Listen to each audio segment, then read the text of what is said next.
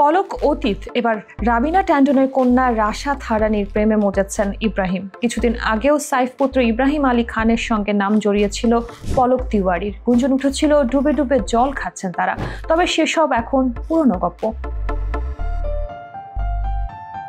ভারতীয় সংবাদ মাধ্যমের প্রতিবেদনে বলা হয়েছে, পলক তিওয়ারির সঙ্গে ইব্রাহিম আলী খানের প্রেমের গুঞ্জনে মুখরিত ছিল নেটপাড়া। কিন্তু সম্প্রতি মুম্বাই সংবাদ মাধ্যমের এক সাক্ষাৎকারে পলককে ভালো বন্ধুর তকমা দেন ইব্রাহিম।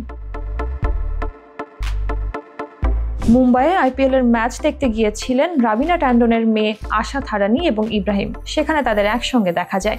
সেখান থেকে নেটিজেনদের মধ্যে চর্চা শুরু হয় ইব্রাহিম রাশার সম্পর্ক নিয়ে, যদিও এই বিষয়ে এখনো পর্যন্ত কেউ মুখ খুলেনি।